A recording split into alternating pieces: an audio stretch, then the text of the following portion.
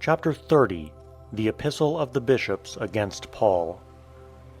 The pastors who had assembled about this matter prepared by common consent an epistle addressed to Dionysius, Bishop of Rome, and Maximus of Alexandria, and sent it to all the provinces.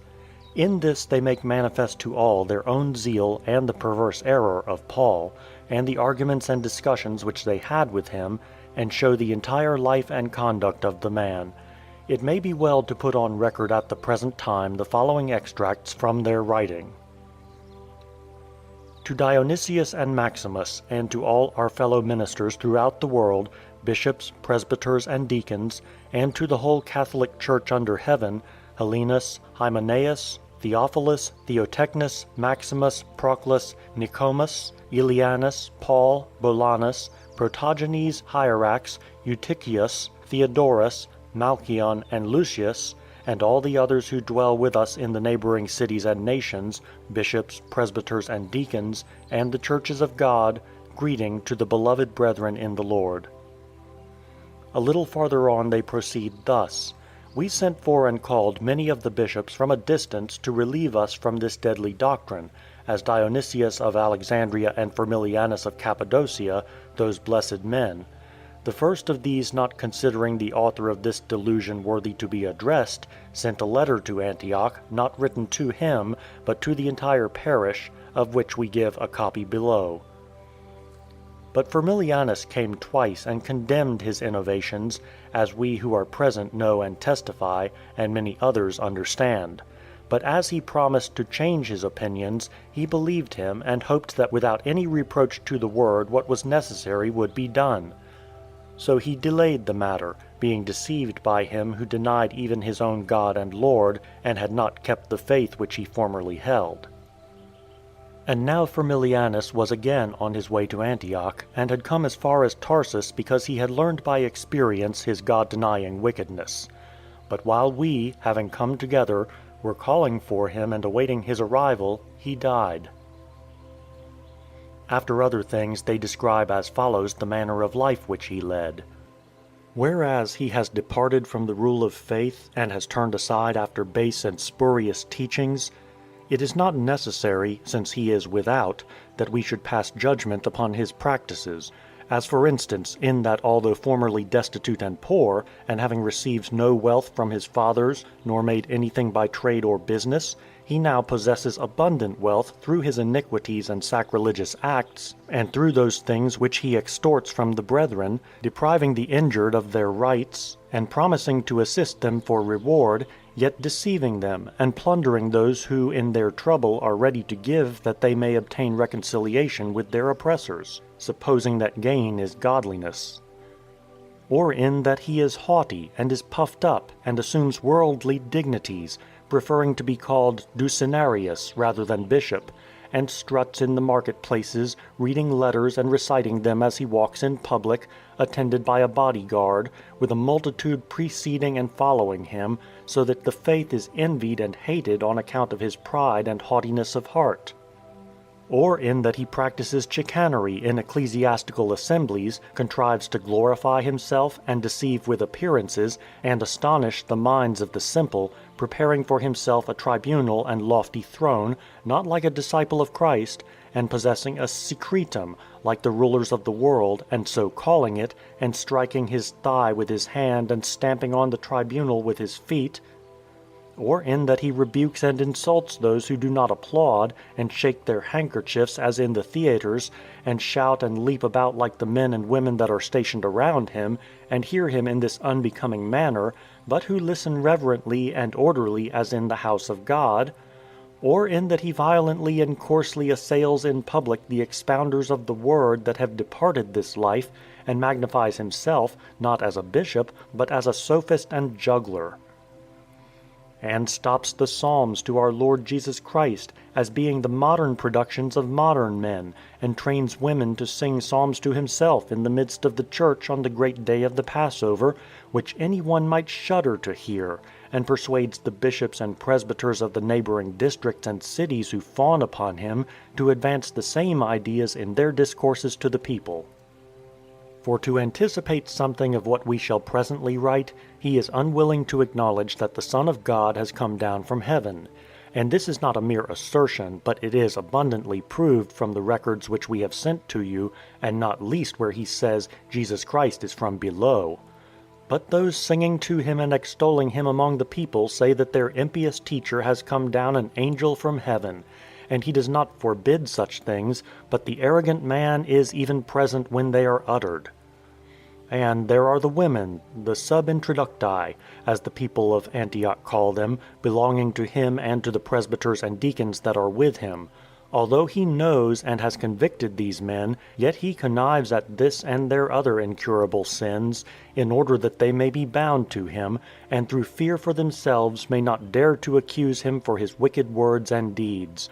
But he has also made them rich, on which account he is loved and admired by those who covet such things. We know, beloved, that the bishop and all the clergy should be an example to the people of all good works. And we are not ignorant how many have fallen or incurred suspicion through the women whom they have thus brought in. So that even if we should allow that he commits no sinful act, yet he ought to avoid the suspicion which arises from such a thing, lest he scandalize someone, or lead others to imitate him.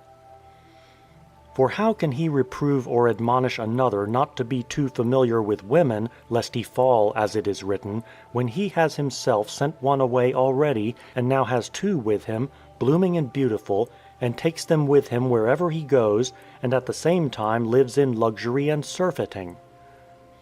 Because of these things all mourn and lament by themselves, but they so fear his tyranny and power that they dare not accuse him.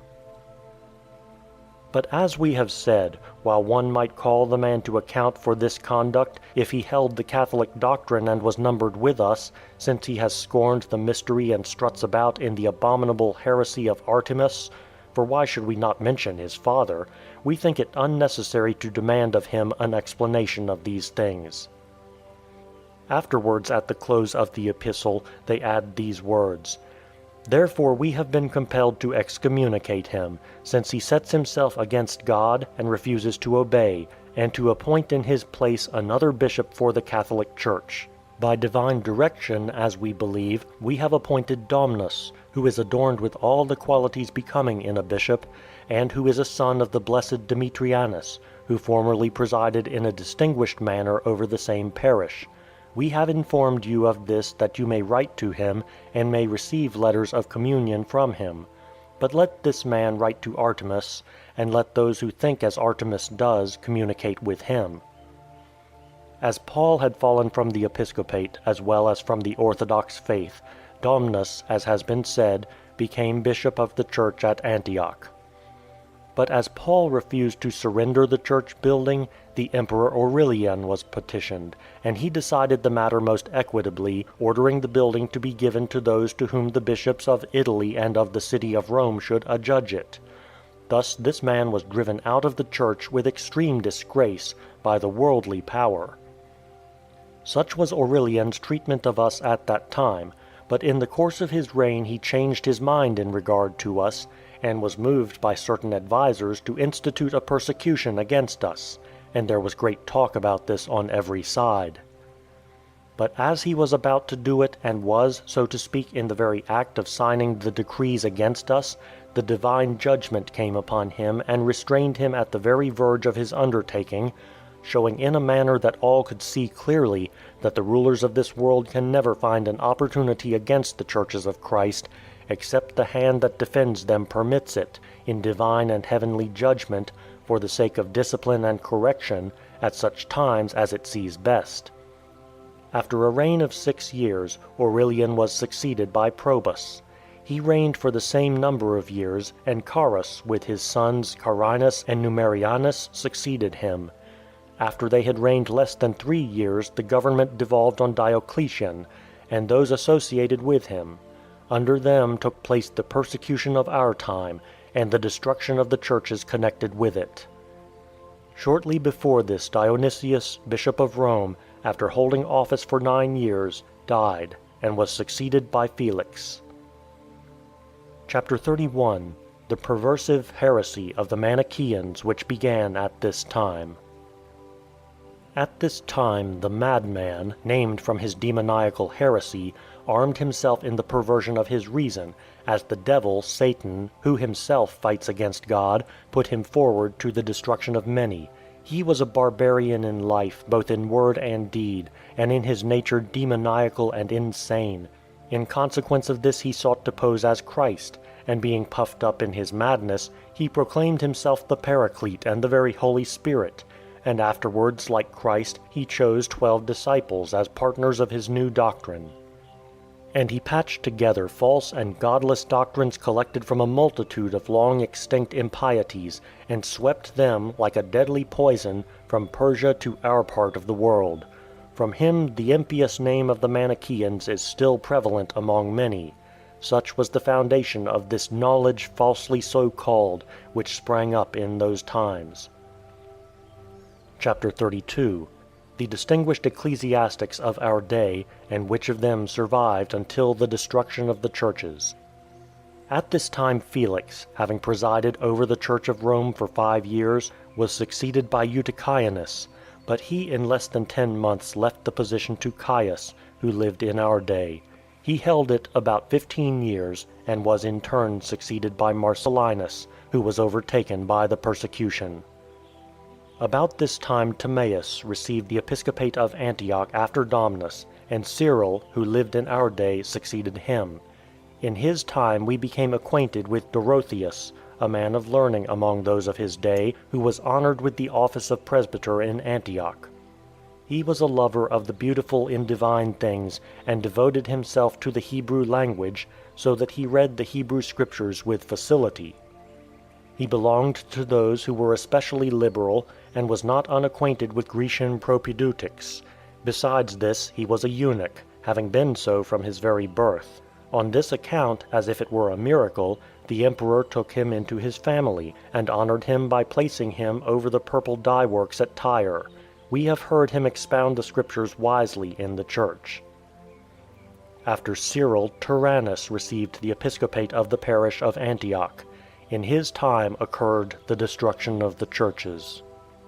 Eusebius, who had come from the city of Alexandria, ruled the parishes of Laodicea after Socrates. The occasion of his removal thither was the affair of Paul. He went on this account to Syria, and was restrained from returning home by those there who were zealous in divine things. Among our contemporaries he was a beautiful example of religion, as is readily seen from the words of Dionysius which we have quoted. Anatolius was appointed his successor, one good man, as they say, following another. He also was an Alexandrian by birth. In learning and skill in Greek philosophy, such as arithmetic and geometry, astronomy, and dialectics in general, as well as in the theory of physics, he stood first among the ablest men of our time, and he was also at the head in rhetorical science.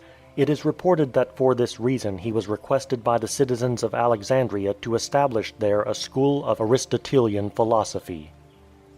They relate of him many other eminent deeds during the siege of the Pyrrhocaeum in Alexandria, on account of which he was especially honored by all those in high office, but I will give the following only as an example. They say that bread had failed the besieged, so that it was more difficult to withstand the famine than the enemy outside, but he being present provided for them in this manner. As the other part of the city was allied with the Roman army, and therefore was not under siege, Anatolius sent for Eusebius, for he was still there before his transfer to Syria, and was among those who were not besieged, and possessed moreover a great reputation and a renowned name which had reached even the Roman general, and he informed him of those who were perishing in the siege from famine. When he learned this he requested the Roman commander as the greatest possible favor to grant safety to deserters from the enemy. Having obtained his request, he communicated it to Anatolius. As soon as he received the message he convened the Senate of Alexandria, and at first proposed that all should come to a reconciliation with the Romans. But when he perceived that they were angered by this advice, he said, "But I do not think you will oppose me, if I counsel you to send the supernumeraries and those who are in no wise useful to us, as old women and children and old men, outside the gates, to go wherever they may please. For why should we retain for no purpose those who must at any rate soon die? And why should we destroy with hunger those who are crippled and maimed in body, when we ought to provide only for men and youth, and to distribute the necessary bread among those who are needed for the garrison of the city?" With such arguments he persuaded the assembly, and rising first he gave his vote that the entire multitude, whether of men or women, who were not needful for the army, should depart from the city, because if they remained and unnecessarily continued in the city, there would be for them no hope of safety, but they would perish with famine. As all the others in the Senate agreed to this, he saved almost all the besieged.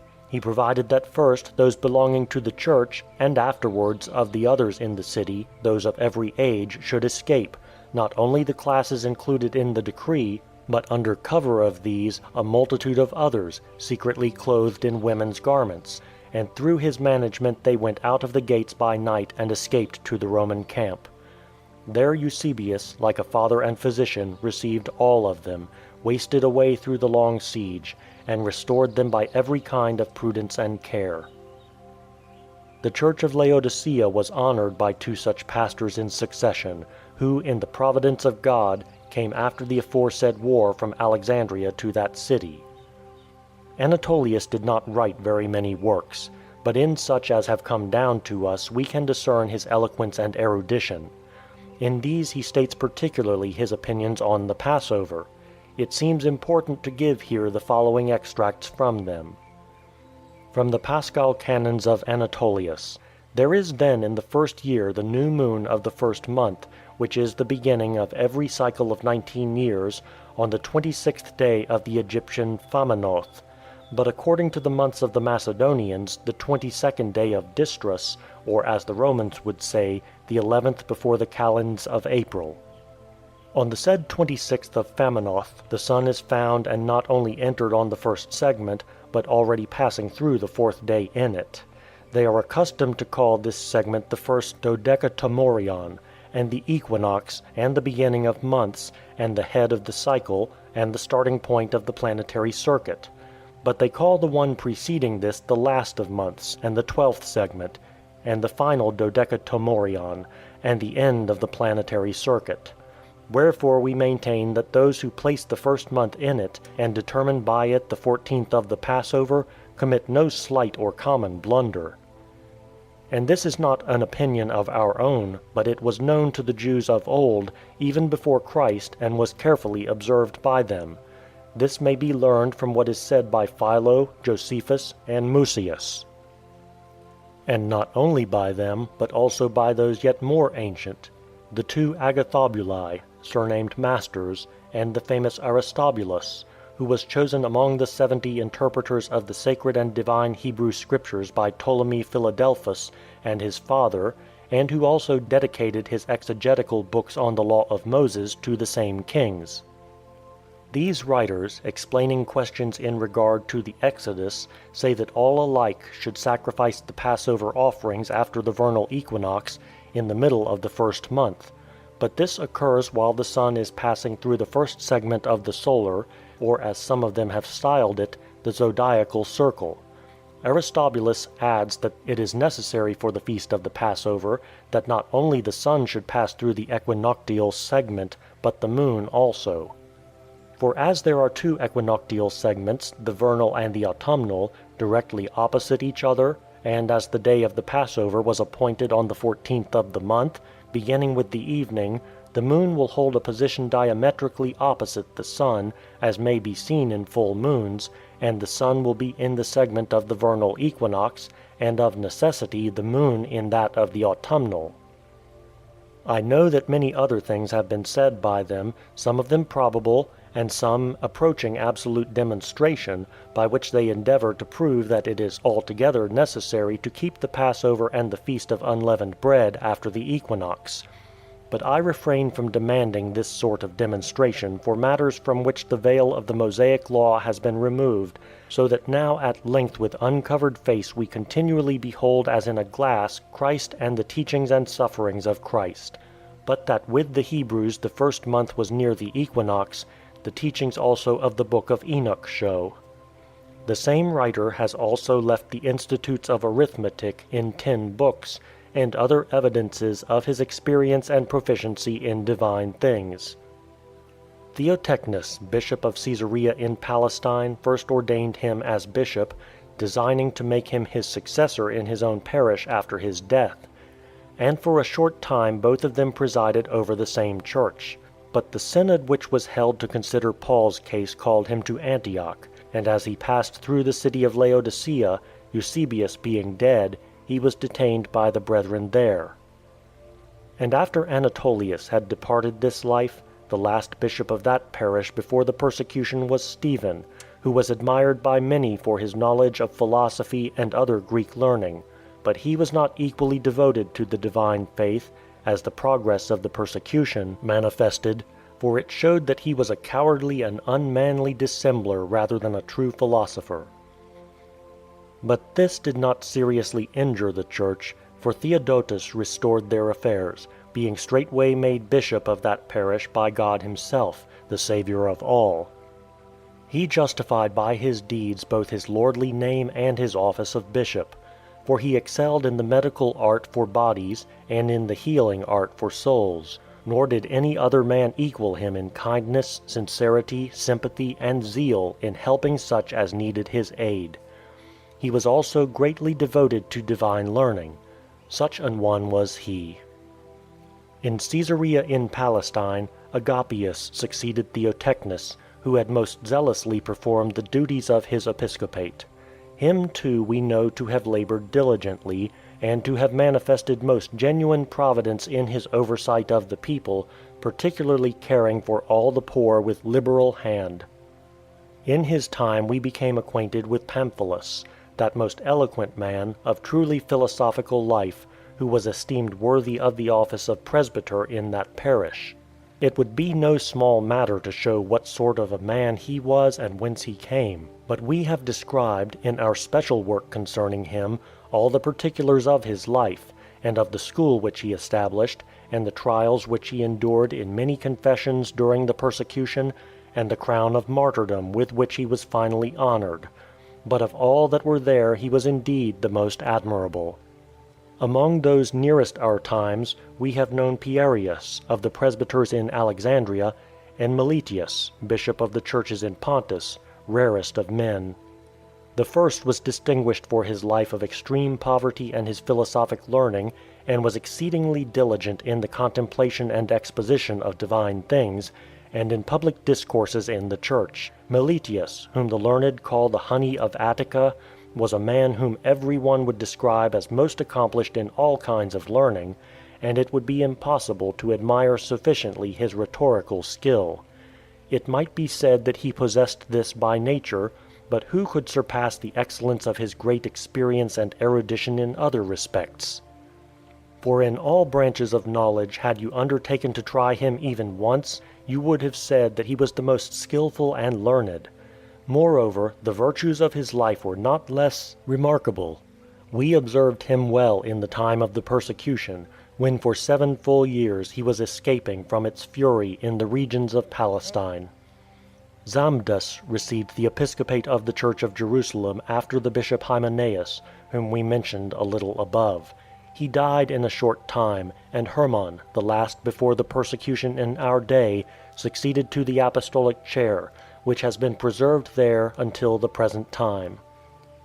In Alexandria, Maximus, who after the death of Dionysius had been bishop for 18 years, was succeeded by Theonas. In his time Achillas, who had been appointed a presbyter in Alexandria at the same time with Pierius, became celebrated. He was placed over the school of the sacred faith, and exhibited fruits of philosophy most rare and inferior to none, and conduct genuinely evangelical. After Theonas had held the office for 19 years, Peter received the episcopate in Alexandria, and was very eminent among them for 12 entire years. Of these he governed the church less than 3 years before the persecution, and for the remainder of his life he subjected himself to a more rigid discipline, and cared in no secret manner for the general interest of the churches. On this account he was beheaded in the 9th year of the persecution, and was adorned with the crown of martyrdom.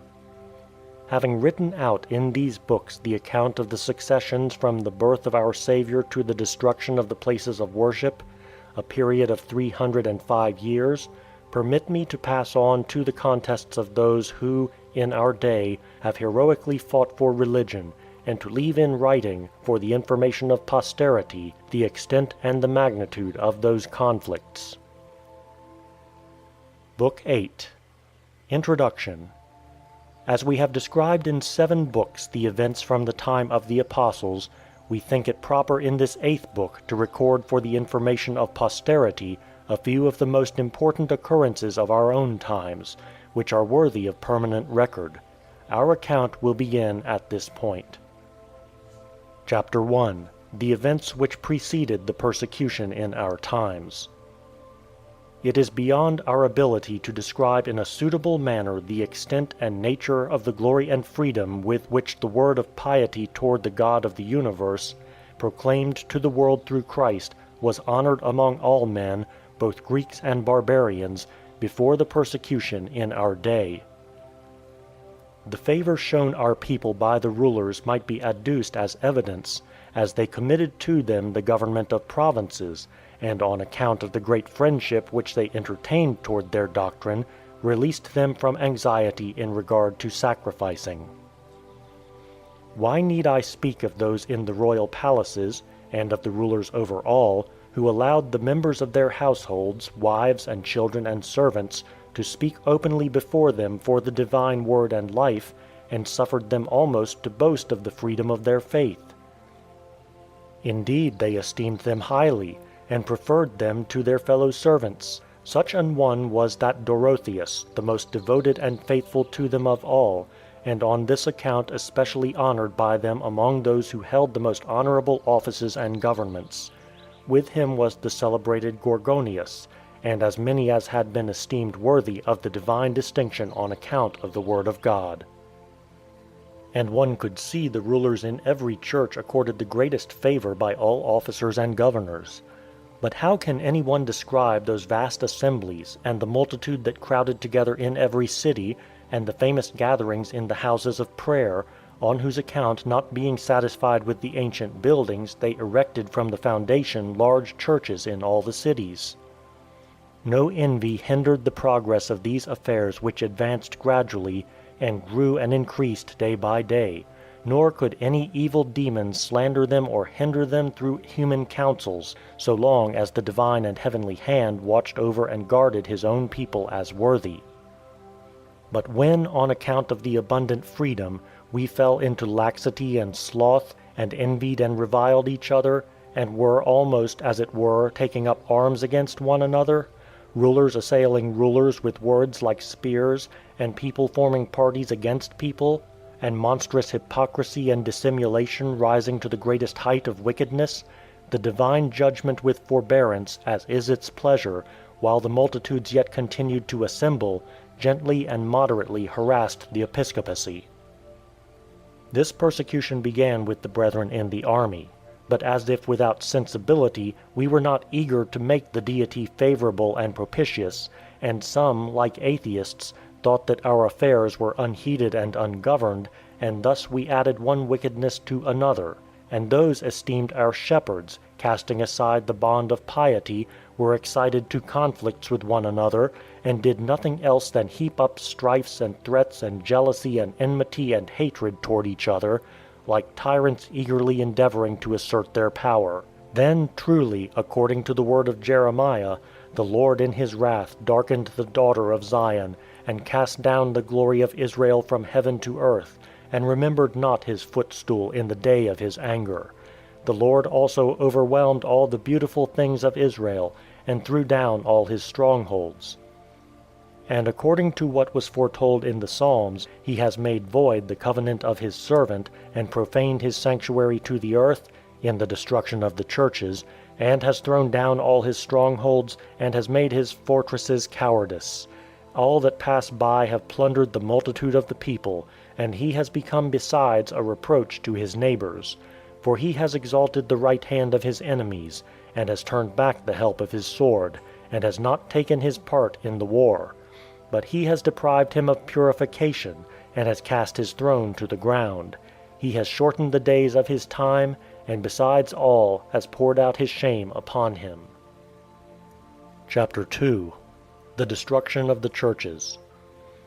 All these things were fulfilled in us, when we saw with our own eyes the houses of prayer thrown down to the very foundations, and the divine and sacred scriptures committed to the flames in the midst of the marketplaces, and the shepherds of the churches basely hidden here and there, and some of them captured ignominiously and mocked by their enemies. When also, according to another prophetic word, contempt was poured out upon rulers, and he caused them to wander in an untrodden and pathless way. But it is not our place to describe the sad misfortunes which finally came upon them, as we do not think it proper, moreover, to record their divisions and unnatural conduct to each other before the persecution. Wherefore we have decided to relate nothing concerning them except the things in which we can vindicate the divine judgment. Hence we shall not mention those who were shaken by the persecution, nor those who in everything pertaining to salvation were shipwrecked, and by their own will were sunk in the depths of the flood. But we shall introduce into this history in general only those events which may be useful first to ourselves and afterwards to posterity.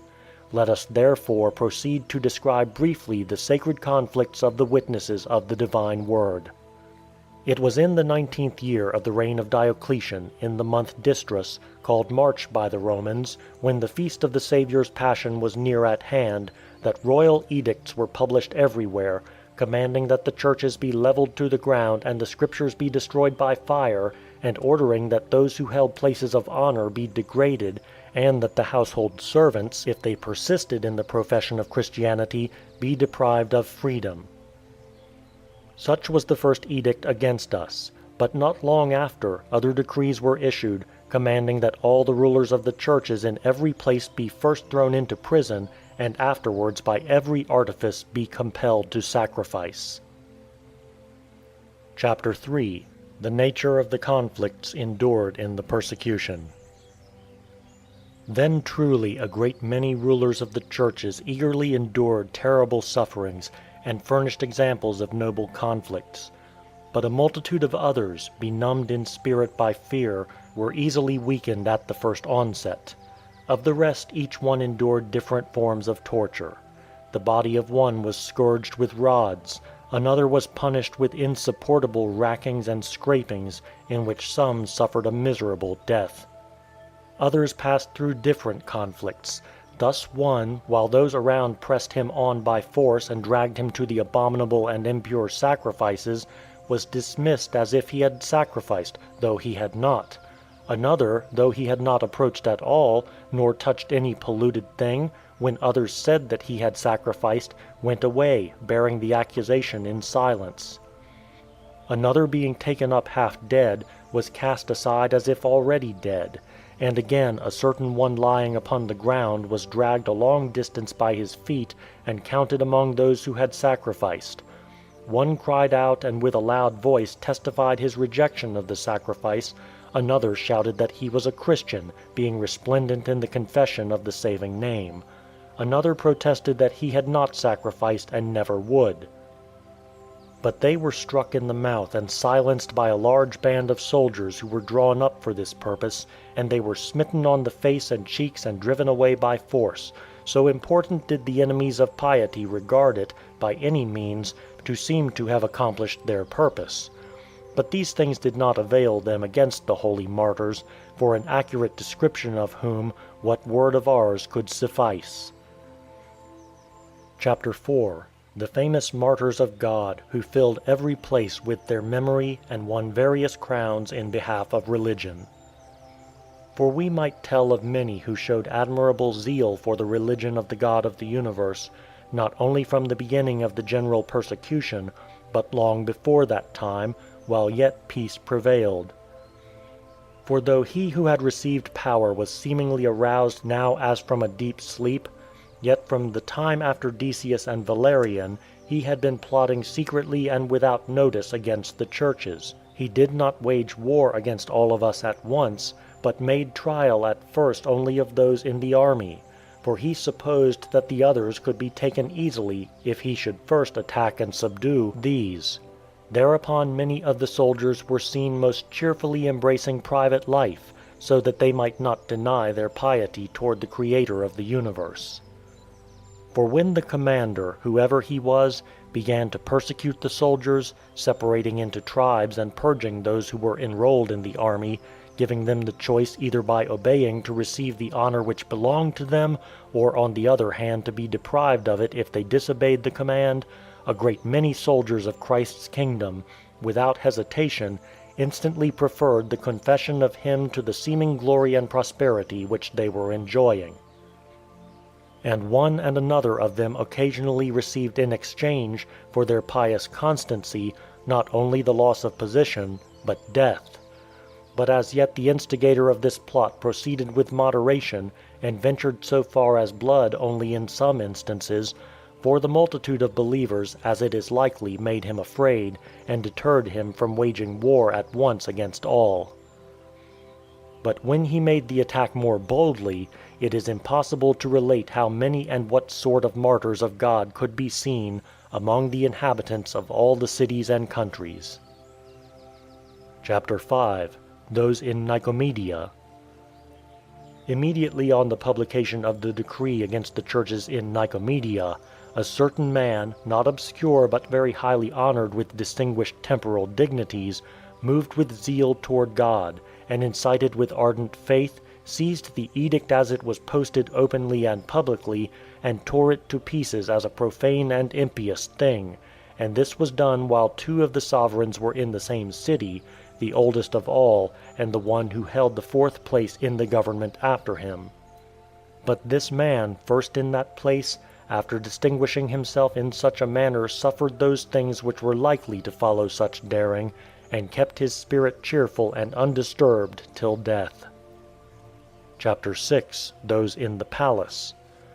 This period produced divine and illustrious martyrs, above all whose praises have ever been sung and who have been celebrated for courage, whether among Greeks or barbarians, in the person of Dorotheus, and the servants that were with him in the palace. Although they received the highest honors from their masters, and were treated by them as their own children, they esteemed reproaches and trials for religion, and the many forms of death that were invented against them, as in truth greater riches than the glory and luxury of this life.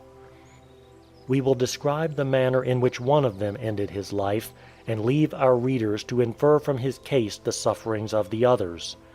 A certain man was brought forward in the above-mentioned city, before the rulers of whom we have spoken. He was then commanded to sacrifice, but as he refused, he was ordered to be stripped and raised on high and beaten with rods over his entire body, until, being conquered, he should, even against his will, do what was commanded. But as he was unmoved by these sufferings, and his bones were already appearing, they mixed vinegar with salt and poured it upon the mangled parts of his body.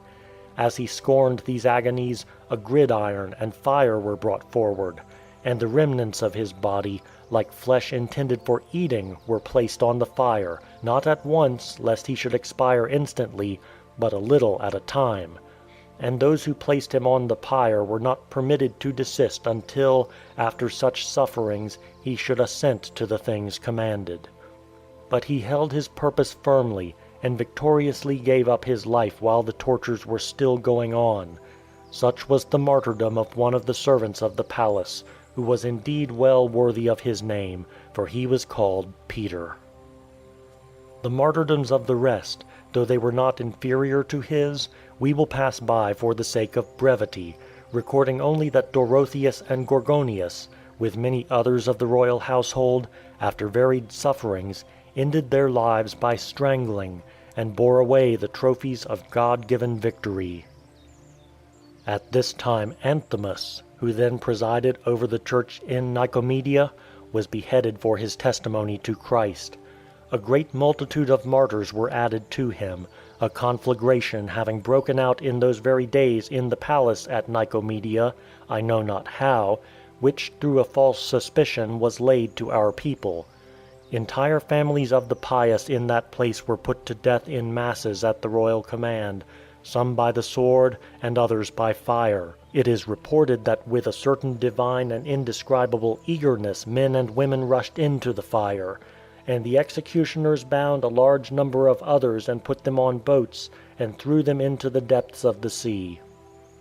And those who had been esteemed their masters considered it necessary to dig up the bodies of the imperial servants, who had been committed to the earth with suitable burial, and cast them into the sea, lest any, as they thought, regarding them as gods, might worship them lying in their sepulchres. Such things occurred in Nicomedia at the beginning of the persecution. But not long after, as persons in the country called Melitene and others throughout Syria attempted to usurp the government, a royal edict directed that the rulers of the churches everywhere should be thrown into prison and bonds. What was to be seen after this exceeds all description. A vast multitude were imprisoned in every place, and the prisons everywhere, which had long before been prepared for murderers and robbers of graves, were filled with bishops, presbyters, and deacons, readers and exorcists, so that the room was no longer left in them for those condemned for crimes. And as other decrees followed the first, directing that those in prison, if they would sacrifice, should be permitted to depart in freedom, but that those who refused should be harassed with many tortures, how could any one, again, number the multitude of martyrs in every province, and especially of those in Africa, and Mauritania, and Tobias, and Egypt? From this last country many went into other cities and provinces, and became illustrious through martyrdom. Chapter 7. The Egyptians in Phoenicia. Those of them that were conspicuous in Palestine we know, as also those that were at Tyre in Phoenicia. Who that saw them was not astonished at the numberless stripes, and at the firmness which these truly wonderful athletes of religion exhibited under them, and at their contest immediately after the scourging, with bloodthirsty wild beasts, as they were cast before leopards and different kinds of bears and wild boars and bulls goaded with fire and red-hot iron, and at the marvelous endurance of these noble men in the face of all sorts of wild beasts. We were present ourselves when these things occurred, and have put on record the divine power of our martyred Saviour Jesus Christ, which was present and manifested itself mightily in the martyrs. For a long time the man-devouring beasts did not dare to touch or draw near the bodies of those dear to God, but rushed upon the others who from the outside irritated and urged them on. And they would not in the least touch the holy athletes, as they stood alone and naked, and shook their hands at them to draw them toward themselves, for they were commanded to do this. But whenever they rushed at them, they were restrained as if by some divine power, and retreated again. This continued for a long time, and occasioned no little wonder to the spectators. And as the first wild beast did nothing, a second and a third were let loose against one and the same martyr. One could not but be astonished at the invincible firmness of these holy men, and the enduring and immovable constancy of those whose bodies were young. You could have seen a youth not 20 years of age standing unbound and stretching out his hands in the form of a cross, with unterrified and untrembling mind, engaged earnestly in prayer to God, and not in the least going back or retreating from the place where he stood, while bears and leopards, breathing rage and death, almost touched his flesh. And yet their mouths were restrained, I know not how, by a divine and incomprehensible power, and they ran back again to their place. Such an one was he. Again you might have seen others, for they were 5 in all, cast before a wild bull, who tossed into the air with his horns those who approached from the outside, and mangled them, leaving them to be taken up half dead. But when he rushed with rage and threatening upon the holy martyrs, who were standing alone, he was unable to come near them, but though he stamped with his feet, and pushed in all directions with his horns, and breathed rage and threatening on account of the irritation of the burning irons, he was, nevertheless, held back by the sacred providence. And as he in no wise harmed them, they let loose other wild beasts upon them. Finally, after these terrible and various attacks upon them, they were all slain with the sword, and instead of being buried in the earth, they were committed to the waves of the sea. Chapter 8. Those in Egypt. Such was the conflict of those Egyptians who contended nobly for religion in Tyre. But we must admire those also who suffered martyrdom in their native land, where thousands of men, women, and children, despising the present life for the sake of the teaching of our Saviour, endured various deaths. Some of them, after scrapings and rackings and severest scourgings, and numberless other kinds of tortures terrible even to hear of, were committed to the flames. Some were drowned in the sea, some offered their heads bravely to those who cut them off, some died under their tortures, and others perished with hunger. And yet others were crucified, some according to the method commonly employed for malefactors, others yet more cruelly, being nailed to the cross with their heads downward, and being kept alive until they perished on the cross with hunger. Chapter 9. Those in Tobias. It would be impossible to describe the outrages and tortures which the martyrs in Tobias endured. They were scraped over the entire body with shells instead of hooks until they died. Women were bound by one foot and raised aloft in the air by machines, and with their bodies altogether bare and uncovered, presented to all beholders this most shameful, cruel, and inhuman spectacle.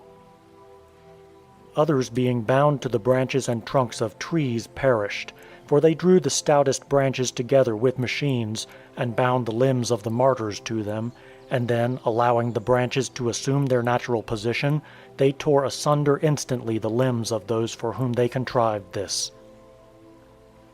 All these things were done, not for a few days or a short time, but for a long series of years.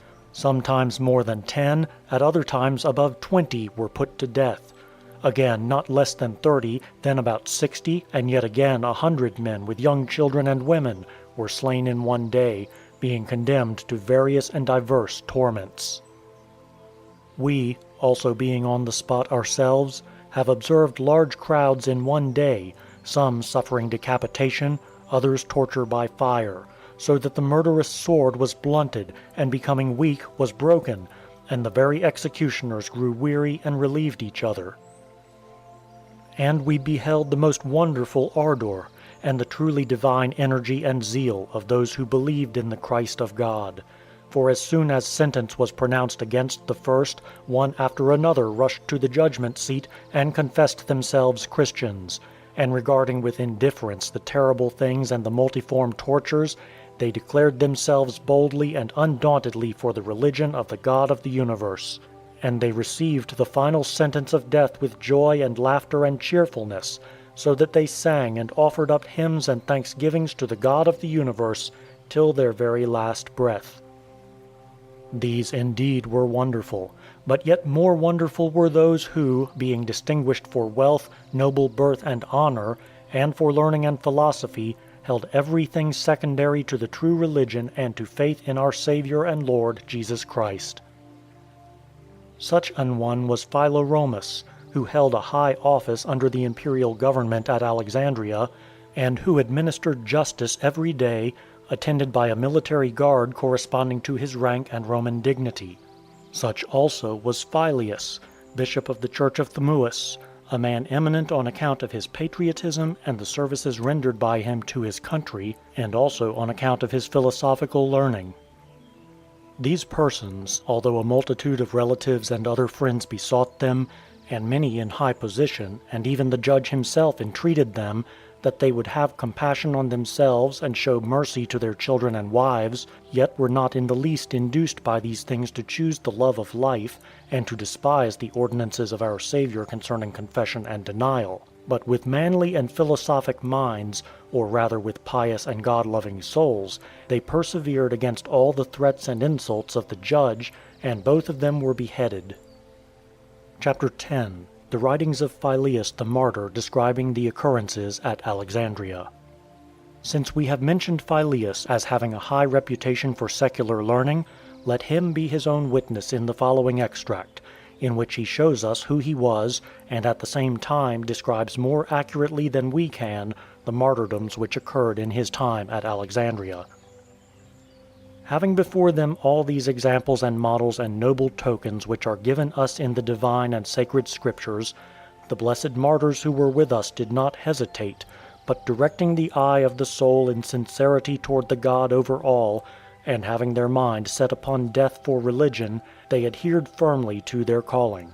For they understood that our Lord Jesus Christ had become man on our account, that he might cut off all sin and furnish us with the means of entrance into eternal life. For he counted it not a prize to be on an equality with God, but emptied himself, taking the form of a servant, and being found in fashion as a man, he humbled himself unto death, even the death of the cross.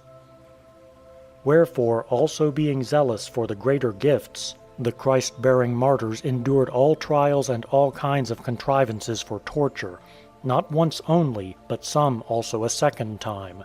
And although the guards vied with each other in threatening them in all sorts of ways, not in words only, but in actions, they did not give up their resolution, because perfect love casteth out fear. What words could describe their courage and manliness under every torture? For as liberty to abuse them was given to all that wished, some beat them with clubs, others with rods, others with scourges, yet others with thongs, and others with ropes. And the spectacle of the outrages was varied and exhibited great malignity. For some, with their hands bound behind them, were suspended on the stocks, and every member stretched by certain machines. Then the torturers, as commanded, lacerated with instruments their entire bodies, not only their sides, as in the case of murderers, but also their stomachs and knees and cheeks. Others were raised aloft, suspended from the porch by one hand, and endured the most terrible suffering of all, through the distension of their joints and limbs. Others were bound face to pillars, not resting on their feet, but with the weight of their bodies bearing on their bonds and drawing them tightly. And they endured this, not merely as long as the governor talked with them or was at leisure, but through almost the entire day. For when he passed on to others, he left officers under his authority to watch the first, and observe if any of them, overcome by the tortures, appeared to yield. And he commanded to cast them into chains without mercy, and afterwards, when they were at the last gasp, to throw them to the ground and drag them away. For he said that they were not to have the least concern for us, but were to think and act as if we no longer existed, our enemies having invented this second mode of torture in addition to the stripes. Some also, after these outrages, were placed on the stocks, and had both their feet stretched over the 4 holes, so that they were compelled to lie on their backs on the stocks, being unable to keep themselves up on account of the fresh wounds with which their entire bodies were covered as a result of the scourging. Others were thrown on the ground and lay there under the accumulated infliction of tortures, exhibiting to the spectators a more terrible manifestation of severity, as they bore on their bodies the marks of the various and diverse punishments which had been invented. As this went on, some died under the tortures, shaming the adversary by their constancy. Others half dead were shut up in prison, and suffering with their agonies, they died in a few days. But the rest, recovering under the care which they received, gained confidence by time and their long detention in prison. When therefore they were ordered to choose whether they would be released from molestation by touching the polluted sacrifice, and would receive from them the accursed freedom, or refusing to sacrifice should be condemned to death, they did not hesitate, but went to death cheerfully. For they knew what had been declared before by the sacred Scriptures. For it is said, "He that sacrificeth to other gods shall be utterly destroyed," and "Thou shalt have no other gods before me." Such are the words of the truly philosophical and God-loving martyr, which, before the final sentence, while yet in prison, he addressed to the brethren in his parish, showing them his own circumstances, and at the same time exhorting them to hold fast, even after his approaching death, to the religion of Christ. But why need we dwell upon these things, and continue to add fresh instances of the conflicts of the divine martyrs throughout the world, especially since they were dealt with no longer by common law, but attacked like enemies of war? Chapter 11. those in Phrygia. A small town of Phrygia, inhabited solely by Christians, was completely surrounded by soldiers while the men were in it. Throwing fire into it, they consumed them with the women and children while they were calling upon Christ. This they did because all the inhabitants of the city, and the curator himself, and the governor, with all who held office and the entire populace, confessed themselves Christians, and would not in the least obey those who commanded them to worship idols. There was another man of Roman dignity named Adoctus, of a noble Italian family, who had advanced through every honor under the emperors, so that he had blamelessly filled even the general offices of magistrate, as they call it, and of finance minister. Besides all this, he excelled in deeds of piety and in the confession of the Christ of God, and was adorned with the diadem of martyrdom. He endured the conflict for religion while still holding the office of finance minister. Chapter 12. Many others, both men and women, who suffered in various ways. Why need we mention the rest by name, or number the multitude of the men, or picture the various sufferings of the admirable martyrs of Christ? Some of them were slain with the axe, as in Arabia. The limbs of some were broken, as in Cappadocia.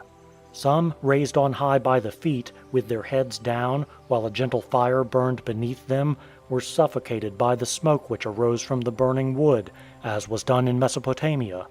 Others were mutilated by cutting off their noses and ears and hands, and cutting to pieces the other members and parts of their bodies, as in Alexandria. Why need we revive the recollection of those in Antioch who were roasted on grates, not so as to kill them, but so as to subject them to a lingering punishment? Or of others who preferred to thrust their right hand into the fire rather than touch the impious sacrifice? Some, shrinking from the trial, rather than be taken and fall into the hands of their enemies, threw themselves from lofty houses, considering death preferable to the cruelty of the impious. A certain holy person, in soul admirable for virtue, in body a woman, who was illustrious beyond all in Antioch for wealth and family and reputation, had brought up in the principles of religion her 2 daughters, who were now in the freshness and bloom of life. Since great envy was excited on their account, every means was used to find them in their concealment, and when it was ascertained that they were away, they were summoned deceitfully to Antioch. Thus they were caught in the nets of the soldiers. When the woman saw herself and her daughters thus helpless, and knew the things terrible to speak of that men would do to them, and the most unbearable of all terrible things, the threatened violation of their chastity, she exhorted herself and the maidens that they ought not to submit even to hear of this. For, she said, that to surrender their souls to the slavery of demons was worse than all deaths and destruction, and she set before them the only deliverance from all these things, escape to Christ. They then listened to her advice, and after arranging their garments suitably, they went aside from the middle of the road, having requested of the guards a little time for retirement, and cast themselves into a river which was flowing by. Thus they destroyed themselves. But there were 2 other virgins in the same city of Antioch who served God in all things, and were true sisters, illustrious in family and distinguished in life, young and blooming, serious in mind, pious in deportment, and admirable for zeal. As if the earth could not bear such excellence, the worshippers of demons commanded to cast them into the sea, and this was done to them. In Pontus, others endured sufferings horrible to hear. Their fingers were pierced with sharp reeds under their nails. Melted lead, bubbling and boiling with the heat, was poured down the backs of others, and they were roasted in the most sensitive parts of the body. Others endured on their bowels and privy members shameful and inhuman and unmentionable torments, which the noble and law-observing judges, to show their severity, devised as more honorable manifestations of wisdom. And new tortures were continually invented, as if they were endeavoring, by surpassing one another, to gain prizes in a contest. But at the close of these calamities, when finally they could contrive no greater cruelties, and were weary of putting to death, and were filled and satiated with the shedding of blood, they turned to what they considered merciful and humane treatment, so that they seemed to be no longer devising terrible things against us. For they said that it was not fitting that the cities should be polluted with the blood of their own people, or that the government of their rulers, which was kind and mild toward all, should be defamed through excessive cruelty, but that rather the beneficence of the humane and royal authority should be extended to all, and we should no longer be put to death. For the infliction of this punishment upon us should be stopped in consequence of the humanity of the rulers. Therefore it was commanded that our eyes should be put out, and that we should be maimed in one of our limbs. For such things were humane in their sight, and the lightest of punishments for us. So that now, on account of this kindly treatment accorded us by the impious, it was impossible to tell the incalculable number of those whose right eyes had first been cut out with the sword, and then had been cauterized with fire, or who had been disabled in the left foot by burning the joints, and afterward condemned to the provincial copper mines, not so much for service as for distress and hardship. Besides all these, others encountered other trials, which it is impossible to recount, for their manly endurance surpasses all description. In these conflicts the noble martyrs of Christ shone illustrious over the entire world, and everywhere astonished those who beheld their manliness. And the evidences of the truly divine and unspeakable power of our Savior were made manifest through them. To mention each by name would be a long task, if not indeed impossible. Chapter 13. The bishops of the Church that evinced by their blood the genuineness of the religion which they preached. As for the rulers of the Church that suffered martyrdom in the principal cities, the first martyr of the kingdom of Christ whom we shall mention among the monuments of the pious is Anthimus, bishop of the city of Nicomedia, who was beheaded. Among the martyrs at Antioch was Lucian, a presbyter of that parish, whose entire life was most excellent. At Nicomedia, in the presence of the emperor, he proclaimed the heavenly kingdom of Christ, first in an oral defense, and afterwards by deeds as well. Of the martyrs in Phoenicia, the most distinguished were those devoted pastors of the spiritual flocks of Christ, Tyrannion, bishop of the church of Tyre, Zenobius, a presbyter of the church at Sidon, and Silvanus, bishop of the churches about Emesa. The last of these, with others, was made food for wild beasts at Emesa, and was thus received into the ranks of martyrs. The other two glorified the word of God at Antioch through patience unto death. The bishop was thrown into the depths of the sea, but Zenobius, who was a very skillful physician, died through severe tortures which were applied to his sides.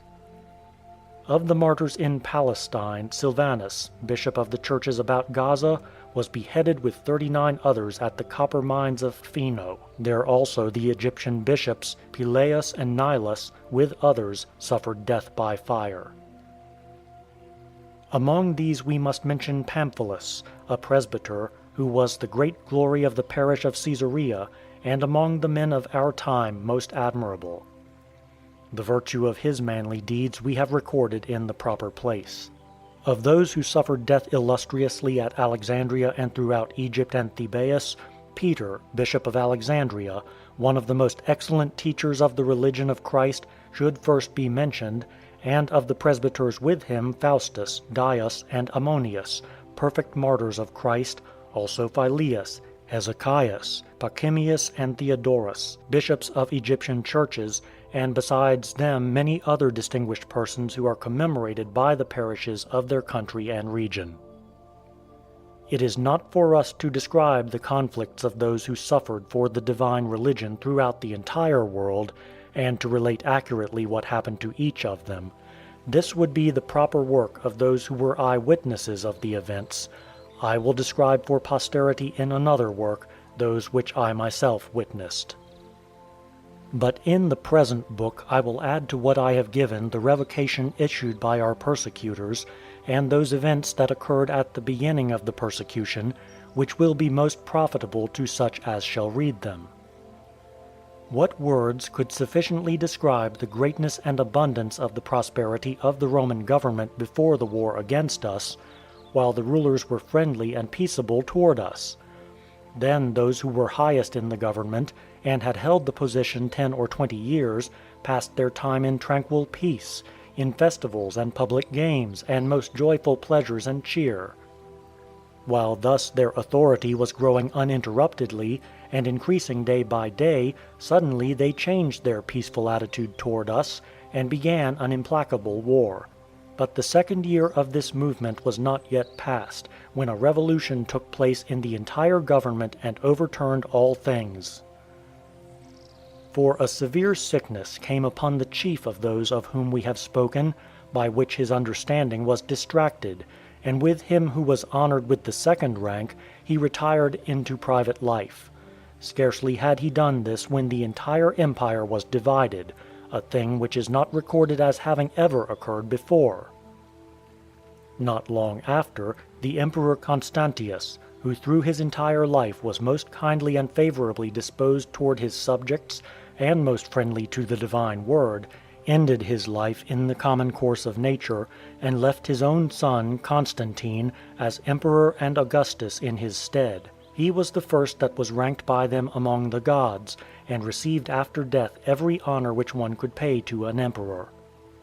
He was the kindest and mildest of emperors, and the only one of those of our day that passed all the time of his government in a manner worthy of his office. Moreover, he conducted himself toward all most favorably and beneficently.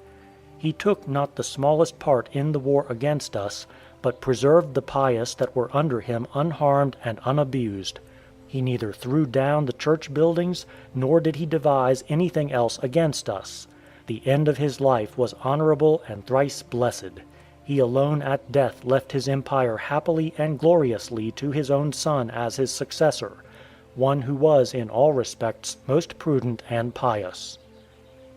His son Constantine entered on the government at once, being proclaimed supreme emperor and Augustus by the soldiers, and long before by God himself, the King of all.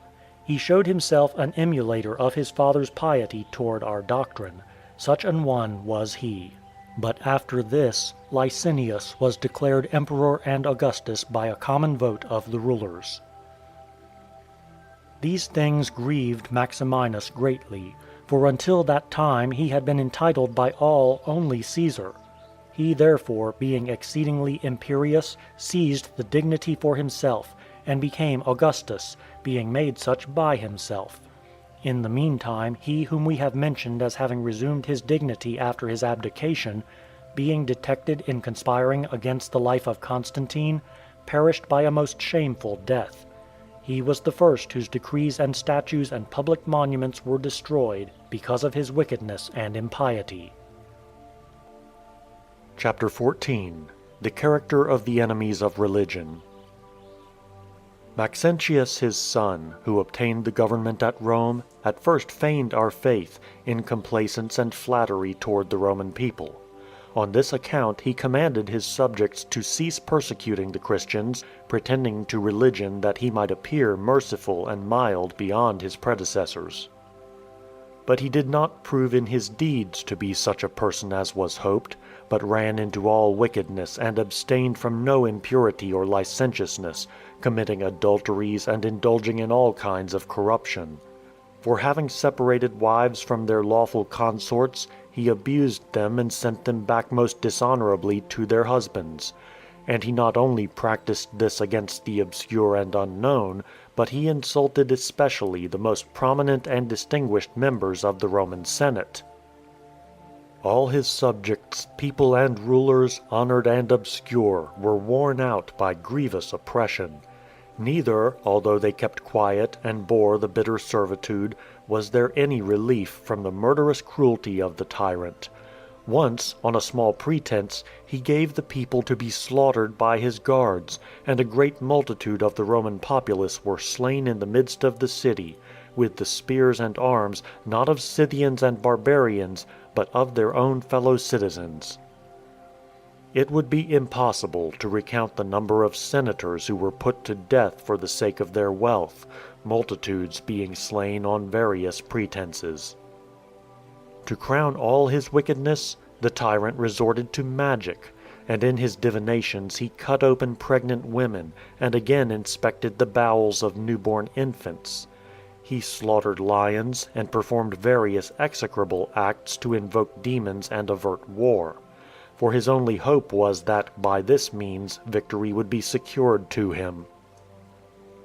It is impossible to tell the ways in which this tyrant at Rome oppressed his subjects, so that they were reduced to such an extreme dearth of the necessities of life as has never been known, according to our contemporaries, either at Rome or elsewhere. But Maximinus, the tyrant in the east, having secretly formed a friendly alliance with the Roman tyrant as with a brother in wickedness, sought to conceal it for a long time. But being at last detected, he suffered merited punishment. It was wonderful how akin he was in wickedness to the tyrant at Rome, or rather how far he surpassed him in it. For the chief of sorcerers and magicians were honored by him with the highest rank. Becoming exceedingly timid and superstitious, he valued greatly the error of idols and demons. Indeed, without soothsayers and oracles he did not venture to move even a finger, so to speak. Therefore he persecuted us more violently and incessantly than his predecessors. He ordered temples to be erected in every city, and the sacred groves which had been destroyed through lapse of time to be speedily restored. He appointed idol priests in every place and city, and he set over them in every province, as high priest, some political official who had especially distinguished himself in every kind of service, giving him a band of soldiers and a bodyguard. And to all jugglers, as if they were pious and beloved of the gods, he granted governments and the greatest privileges. From this time on he distressed and harassed, not one city or country, but all the provinces under his authority, by extreme exactions of gold and silver and goods, and most grievous prosecutions and various fines. He took away from the wealthy the property which they had inherited from their ancestors, and bestowed vast riches and large sums of money on the flatterers about him. And he went to such an excess of folly and drunkenness that his mind was deranged and crazed in his carousals, and he gave commands when intoxicated of which he repented afterward when sober. He suffered no one to surpass him in debauchery and profligacy, but made himself an instructor in wickedness to those about him, both rulers and subjects. He urged on the army to live wantonly in every kind of revelry and intemperance, and encouraged the governors and generals to abuse their subjects with rapacity and covetousness, almost as if they were rulers with him. Why need we relate the licentious, shameless deeds of the man, or enumerate the multitude with whom he committed adultery? For he could not pass through a city without continually corrupting women and ravishing virgins. And in this he succeeded with all except the Christians, for as they despised death, they cared nothing for his power. For the men endured fire and sword and crucifixion and wild beasts and the depths of the sea, and cutting off of limbs, and burnings, and pricking and digging out of eyes, and mutilations of the entire body, and besides these, hunger and mines and bonds. In all they showed patience in behalf of religion rather than transfer to idols the reverence due to God. And the women were not less manly than the men in behalf of the teaching of the divine word, as they endured conflicts with the men, and bore away equal prizes of virtue. And when they were dragged away for corrupt purposes, they surrendered their lives to death rather than their bodies to impurity. One only of those who were seized for adulterous purposes by the tyrant, a most distinguished and illustrious Christian woman in Alexandria, conquered the passionate and intemperate soul of Maximinus by most heroic firmness. Honorable on account of wealth and family and education, she esteemed all of these inferior to chastity. He urged her many times, but although she was ready to die, he could not put her to death, for his desire was stronger than his anger. He therefore punished her with exile, and took away all her property. Many others, unable even to listen to the threats of violation from the heathen rulers, endured every form of tortures, and rackings, and deadly punishment.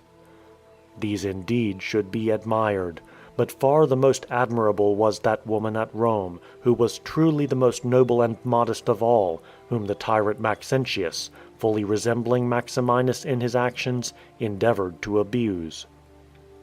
For when she learned that those who served the tyrant in such matters were at the house, she also was a Christian, and that her husband, although a prefect of Rome, would suffer them to take and lead her away, having requested a little time for adorning her body, she entered her chamber, and being alone, stabbed herself with a sword. Dying immediately, she left her corpse to those who had come for her. And by her deeds, more powerfully than by any words, she has shown to all men now and hereafter that the virtue which prevails among Christians is the only invincible and indestructible possession. Such was the career of wickedness which was carried forward at one and the same time by the two tyrants who held the East and the West. Who is there that would hesitate, after careful examination, to pronounce the persecution against us the cause of such evils? Especially since this extreme confusion of affairs did not cease until the Christians had obtained liberty. Chapter 15. The Events which Happened to the Heathen. During the entire 10 years of the persecution, they were constantly plotting and warring against one another. For the sea could not be navigated, nor could men sail from any port without being exposed to all kinds of outrages, being stretched on the rack and lacerated in their sides, that it might be ascertained through various tortures whether they came from the enemy, and finally being subjected to punishment by the cross or by fire. And besides these things, shields and breastplates were preparing, and darts and spears and other warlike accoutrements were making ready, and galleys and naval armor were collecting in every place. And no one expected anything else than to be attacked by enemies any day. In addition to this, famine and pestilence came upon them, in regard to which we shall relate what is necessary in the proper place. Chapter 16. The change of affairs for the better. Such was the state of affairs during the entire persecution. But in the 10th year, through the grace of God, it ceased altogether, having begun to decrease after the 8th year. For when the divine and heavenly grace showed us favorable and propitious oversight, then truly our rulers, and the very persons by whom the war against us had been earnestly prosecuted, most remarkably changed their minds, and issued a revocation, and quenched the great fire of persecution which had been kindled by merciful proclamations and ordinances concerning us. But this was not due to any human agency, nor was it the result, as one might say, of the compassion or philanthropy of our rulers. Far from it. For daily from the beginning until that time they were devising more and more severe measures against us, and continually inventing outrages by a greater variety of instruments, but it was manifestly due to the oversight of divine providence, on the one hand becoming reconciled to his people, and on the other attacking him who instigated these evils, and showing anger toward him as the author of the cruelties of the entire persecution. For though it was necessary that these things should take place according to the divine judgment, yet the word saith, Woe to him through whom the offense cometh. Therefore punishment from God came upon him, beginning with his flesh and proceeding to his soul. For an abscess suddenly appeared in the midst of the secret parts of his body, and from it a deeply perforated sore, which spread irresistibly into his inmost bowels. An indescribable multitude of worms sprang from them, and a deathly odor arose, as the entire bulk of his body had, through his gluttony, been changed, before his sickness, into an excessive mass of soft fat, which became putrid and thus presented an awful and intolerable sight to those who came near. Some of the physicians, being wholly unable to endure the exceeding offensiveness of the odor, were slain. Others, as the entire mass had swollen and passed beyond hope of restoration, and they were unable to render any help, were put to death without mercy. Chapter 17. The Revocation of the Rulers. Wrestling with so many evils, he thought of the cruelties which he had committed against the pious. Turning therefore his thoughts toward himself, he first openly confessed to the God of the universe, and then summoning his attendants, he commanded that without delay they should stop the persecution of the Christians, and should by law and royal decree urge them forward to build their churches and to perform their customary worship, offering prayers in behalf of the emperor. Immediately the deed followed the word. The imperial decrees were published in the cities, containing the revocation of the acts against us in the following form. The Emperor Caesar Galerius Valerius Maximinus Invictus Augustus Pontifex Maximus, conqueror of the Germans, conqueror of the Egyptians, conqueror of the Thebans, 5 times conqueror of the Sarmatians, conqueror of the Persians, twice conqueror of the Carpathians, 6 times conqueror of the Armenians, conqueror of the Medes, conqueror of the Adiabani, tribune of the people the 20th time, emperor the 19th time, consul the 8th time, father of his country, proconsul, and the Emperor Caesar Flavius Valerius Constantinus, Pius Felix Invictus Augustus, Pontifex Maximus, tribune of the people, emperor the 5th time, consul, father of his country, proconsul, and the Emperor Caesar Valerius Licinius, Pius Felix Invictus Augustus Pontifex Maximus, tribune of the people the 4th time, emperor the 3rd time, consul, father of his country, proconsul. To the people of their provinces, greeting. Among the other things which we have ordained for the public advantage and profit, we formerly wished to restore everything to conformity with the ancient laws and public discipline of the Romans, and to provide that the Christians also, who have forsaken the religion of their ancestors, should return to a good disposition. For in some way such arrogance had seized them and such stupidity had overtaken them, that they did not follow the ancient institutions which possibly their own ancestors had formerly established, but made for themselves laws according to their own purpose, as each one desired, and observed them, and thus assembled as separate congregations in various places. When we had issued this decree that they should return to the institutions established by the ancients, a great many submitted under danger, but a great many being harassed endured all kinds of death. And since many continue in the same folly, and we perceive that they neither offer to the heavenly gods the worship which is due, nor pay regard to the God of the Christians, in consideration of our philanthropy and our invariable custom, by which we are wont to extend pardon to all, we have determined that we ought more cheerfully to extend our indulgence in this matter also, that they may again be Christians, and may rebuild the conventicles in which they were accustomed to assemble, on condition that nothing be done by them contrary to discipline. In another letter we shall indicate to the magistrates what they have to observe. Wherefore, on account of this indulgence of ours, they ought to supplicate their God for our safety, and that of the people, and their own, that the public welfare may be preserved in every place, and that they may live securely in their several homes.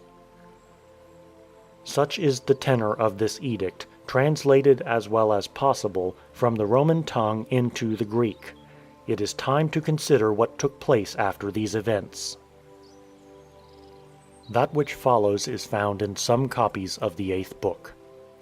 The author of the edict very shortly after this confession was released from his pains and died. He is reported to have been the original author of the misery of the persecution, having endeavored, long before the movement of the other emperors, to turn from the faith the Christians in the army, and first of all those in his own house, degrading some from the military rank, and abusing others most shamefully, and threatening still others with death, and finally inciting his partners in the empire to the general persecution.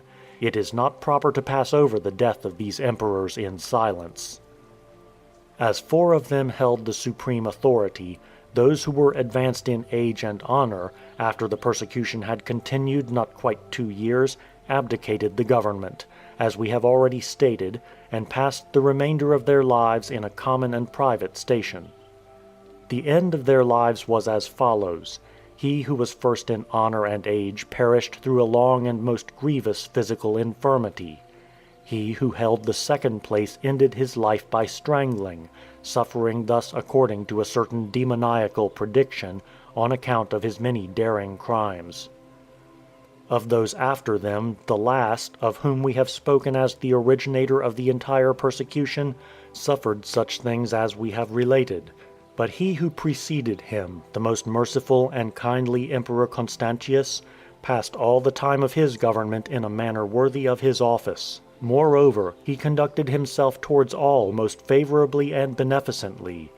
He took not the smallest part in the war against us, and preserved the pious that were under him unharmed and unabused.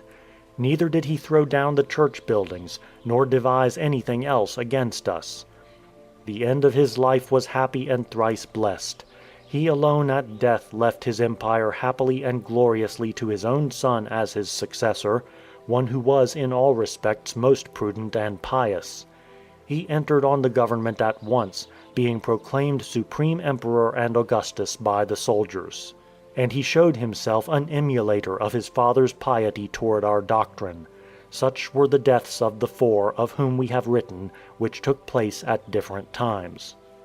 Of these, moreover, only the one referred to a little above by us, with those who afterward shared in the government, finally published openly to all the above-mentioned confession in the written edict which he issued.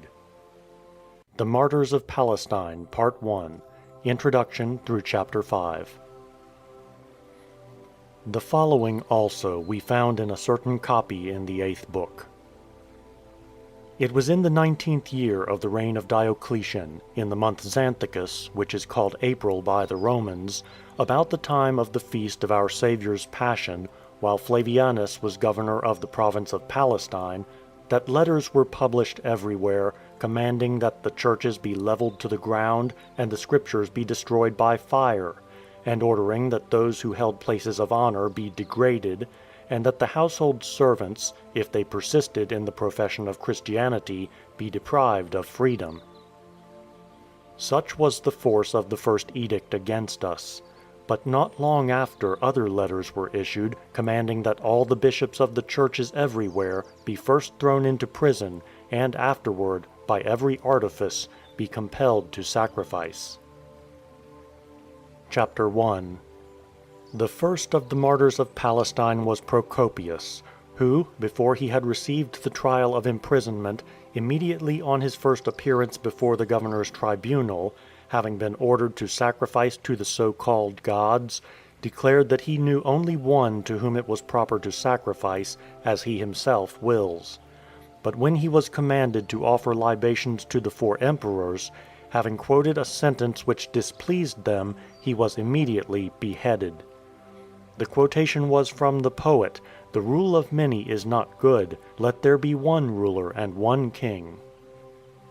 It was the 7th day of the month Decius, the 7th before the Ides of June, as the Romans reckon, and the 4th day of the week, when this first example was given at Caesarea in Palestine. Afterwards, in the same city, many rulers of the country churches readily endured terrible sufferings, and furnished to the beholders an example of noble conflicts. But others, benumbed in spirit by terror, were easily weakened at the first onset. Of the rest, each one endured different forms of torture, as scourgings without number, and rackings, and tearings of their sides, and insupportable fetters, by which the hands of some were dislocated. Yet they endured what came upon them, as in accordance with the inscrutable purposes of God. For the hands of one were seized, and he was led to the altar, while they thrust into his right hand the polluted and abominable offering, and he was dismissed as if he had sacrificed. Another had not even touched it, yet when others said that he had sacrificed, he went away in silence. Another, being taken up half dead, was cast aside as if already dead, and released from his bonds, and counted among the sacrificers. When another cried out, and testified that he would not obey, he was struck in the mouth, and silenced by a large band of those who were drawn up for this purpose, and driven away by force, even though he had not sacrificed. of such consequence did they consider it, to seem by any means to have accomplished their purpose. Therefore, of all this number, the only ones who were honored with the crown of the holy martyrs were Alphaeus and Zacchaeus.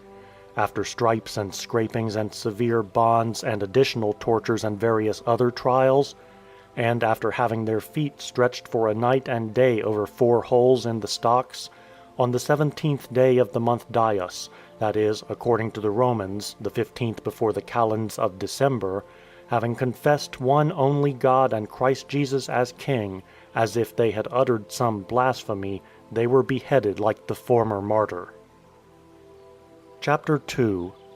What occurred to Romanus on the same day at Antioch is also worthy of record. For he was a native of Palestine, a deacon and exorcist in the parish of Caesarea, and being present at the destruction of the churches, he beheld many men, with women and children, going up in crowds to the idols and sacrificing. But through his great zeal for religion he could not endure the sight, and rebuked them with a loud voice. Being arrested for his boldness, he proved a most noble witness of the truth, if there ever was one. For when the judge informed him that he was to die by fire, he received the sentence with cheerful countenance and most ready mind, and was led away. When he was bound to the stake, and the wood piled up around him, as they were awaiting the arrival of the emperor before lighting the fire, he cried, "Where is the fire for me?" Having said this, he was summoned again before the emperor, and subjected to the unusual torture of having his tongue cut out. But he endured this with fortitude, and showed to all by his deeds that the divine power is present with those who endure any hardship whatever for the sake of religion, lightening their sufferings and strengthening their zeal. When he learned of this strange mode of punishment, the nobleman was not terrified, but put out his tongue readily, and offered it with the greatest alacrity to those who cut it off. After this punishment he was thrown into prison, and suffered there for a very long time. At last, the 20th anniversary of the emperor being near, when, according to an established gracious custom, liberty was proclaimed everywhere to all who were in bonds, he alone had both his feet stretched over 5 holes in the stocks, and while he lay there was strangled, and was thus honored with martyrdom as he desired. Although he was outside of his country, yet, as he was a native of Palestine, it is proper to count him among the Palestinian martyrs. These things occurred in this manner during the 1st year, when the persecution was directed only against the rulers of the church. Chapter 3. In the course of the 2nd year, the persecution against us increased greatly, and at that time Urbanus, being governor of the province, imperial edicts were first issued to him, commanding by a general decree that all the people should sacrifice at once in the different cities, and offer libations to the idols. In Gaza, a city of Palestine, Timotheus endured countless tortures, and afterwards was subjected to a slow and moderate fire. Having given, by his patience in all his sufferings, most genuine evidence of sincerest piety toward the Deity, he bore away the crown of the victorious athletes of religion. At the same time Agapius and our contemporary Thecla, having exhibited most noble constancy, were condemned as food for the wild beasts. But who that beheld these things would not have admired, or if they heard of them by report, would not have been astonished? For when the heathen everywhere were holding a festival and the customary shows, it was noised abroad that besides the other entertainments, the public combat of those who had lately been condemned to wild beasts would also take place. As this report increased and spread in all directions, 6 young men, namely Timoleus, a native of Pontus, Dionysius from Tripolis in Phoenicia, Romulus, a subdeacon of the parish of Diospolis, Pisus and Alexander, both Egyptians, and another Alexander from Gaza, having first bound their own hands, went in haste to Urbanus, who was about to open the exhibition, evidencing great zeal for martyrdom. They confessed that they were Christians, and by their ambition for all terrible things showed that those who glory in the religion of the God of the universe do not cower before the attacks of wild beasts.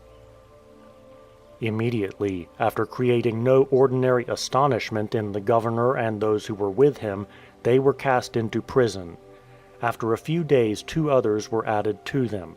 One of them, named Procopius, had in former confessions endured dreadful torments of various kinds. The other, who had supplied them with the necessaries of life, was called Dionysius.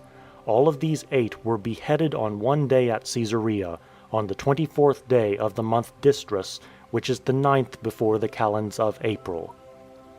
Meanwhile a change in the emperors occurred, and the first of them all in dignity, and the second retired into private life, and public affairs began to be troubled. Shortly after the Roman government became divided against itself, and a cruel war arose among them. And this division, when the troubles which grew out of it, was not settled until peace toward us had been established throughout the entire Roman Empire. For when this peace arose for all, as the daylight after the darkest and most gloomy night, the public affairs of the Roman government were re-established, and became happy and peaceful, and the ancestral goodwill toward each other was revived. But we will relate these things more fully at the proper time. Now let us return to the regular course of events. Chapter 4. Maximinus Caesar, having come at this time into the government, as if to manifest to all the evidences of his reborn enmity against God, and of his impiety, armed himself for persecution against us more vigorously than his predecessors. In consequence, no little confusion arose among all, and they scattered here and there, endeavoring in some way to escape the danger, and there was great commotion everywhere. But what words would suffice for a suitable description of the divine love and boldness in confessing God, of the blessed and truly innocent Lamb, I refer to the martyr Appianus, who presented in the sight of all, before the gates of Caesarea, a wonderful example of piety toward the only God. He was at that time not 20 years old. He had first spent a long time at Berytus, for the sake of a secular Grecian education, as he belonged to a very wealthy family. It is wonderful to relate how, in such a city, he was superior to youthful passions, and clung to virtue, uncorrupted neither by his bodily vigor nor his young companions, living discreetly, soberly, and piously, in accordance with his profession of the Christian doctrine and the life of his teachers. If it is needful to mention his native country, and give honor to it as producing this noble athlete of piety, we will do so with pleasure. The young man came from Pagi. If any one is acquainted with the place, a city in Lycia of no mean importance. After his return from his course of study in Berytus, though his father held the first place in his country, he could not bear to live with him and his relatives, as it did not please them to live according to the rules of religion. Therefore, as if he were led by the divine Spirit, and in accordance with a natural, or rather an inspired and true philosophy, regarding this preferable to what is considered the glory of life, and despising bodily comforts, he secretly left his family. And because of his faith and hope in God, paying no attention to his daily needs, he was led by the divine Spirit to the city of Caesarea, where was prepared for him the crown of martyrdom for piety. Abiding with us there, and conferring with us in the divine scriptures diligently for a short time, and fitting himself zealously by suitable exercises, he exhibited such an end as would astonish anyone should it be seen again. Who that hears of it would not justly admire his courage, boldness, constancy, and even more than these the daring deed itself, which evidenced a zeal for religion and a spirit truly superhuman? For in the second attack upon us under Maximinus, in the 3rd year of the persecution, edicts of the tyrant were issued for the first time, commanding that the rulers of the cities should diligently and speedily see to it that the people offered sacrifices. Throughout the city of Caesarea, by command of the governor, the heralds were summoning men, women, and children to the temples of the idols. And besides this, the Chiliarchs were calling out each one by name from a roll, and an immense crowd of the wicked were rushing together from all quarters.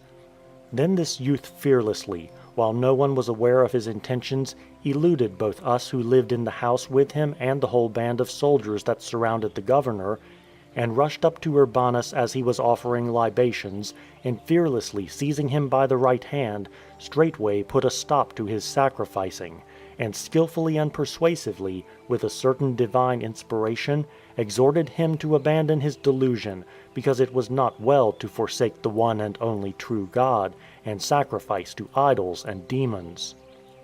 It is probable that this was done by the youth through a divine power which led him forward, and which all but cried aloud in his act that Christians, who were truly such, were so far from abandoning the religion of the God of the universe which they had once espoused, that they were not only superior to threats and the punishments which followed, but yet bolder to speak with noble and untrammeled tongue, and, if possible, to summon even their persecutors to turn from their ignorance and acknowledge the only true God.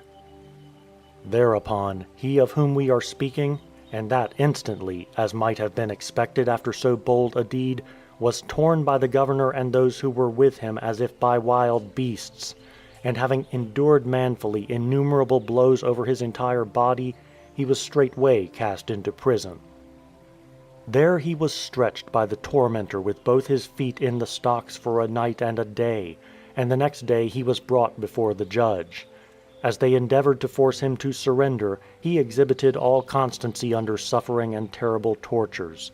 His sides were torn, not once or twice, but many times, to the bones and the very bowels, and he received so many blows on his face and neck that those who for a long time had been well acquainted with him could not recognize his swollen face. But as he would not yield under this treatment, the torturers, as commanded, covered his feet with linen cloths soaked in oil and set them on fire. No word can describe the agonies which the Blessed One endured from this, for the fire consumed his flesh and penetrated to his bones, so that the humours of his body were melted and oozed out and dropped down like wax. But as he was not subdued by this, his adversaries being defeated and unable to comprehend his superhuman constancy, cast him again into prison. A third time he was brought before the judge, and having witnessed the same profession, being half dead, he was finally thrown into the depths of the sea. But what happened immediately after this will scarcely be believed by those who did not see it. Although we realize this, yet we must record the event, of which, to speak plainly, all the inhabitants of Caesarea were witnesses. For truly there was no age but beheld this marvelous sight. For as soon as they had cast this truly sacred and thrice blessed youth into the fathomless depths of the sea, an uncommon commotion and disturbance agitated the sea and all the shore about it, so that the land and the entire city were shaken by it. And at the same time, with this wonderful and sudden perturbation, the sea threw out before the gates of the city the body of the divine martyr, as if unable to endure it. Such was the death of the wonderful Appianus. It occurred on the 2nd day of the month Xanthicus, which is the 4th day before the nones of April, on the day of preparation. Chapter 5. About the same time, in the city of Tyre, a youth named Ulpianus, after dreadful tortures and most severe scourgings, was enclosed in a raw ox hide, with a dog and one of those poisonous reptiles, an asp, and cast into the sea. Wherefore I think that we may properly mention him in connection with the martyrdom of Appianus. Shortly afterwards, Eusebius, a brother of Appianus, not only in God but also in the flesh, being a son of the same earthly father, endured sufferings like his, after very many confessions and protracted tortures in bonds, and after he had been sentenced by the governor to the mines in Palestine. He conducted himself through them all in a truly philosophic manner, for he was more highly educated than his brother, and had prosecuted philosophic studies. Finally, in the city of Alexandria, when he beheld the judge, who was trying the Christians, offending beyond all bounds, now insulting holy men in various ways, and again consigning women of greatest modesty and even religious virgins to procurers for shameful treatment, he acted like his brother, for as these things seemed insufferable, he went forward with bold resolve, and with his words and deeds overwhelmed the judge with shame and disgrace. After suffering in consequence many forms of torture, he endured a death similar to his brother's, being cast into the sea. But these things, as I have said, happened to him in this way a little later.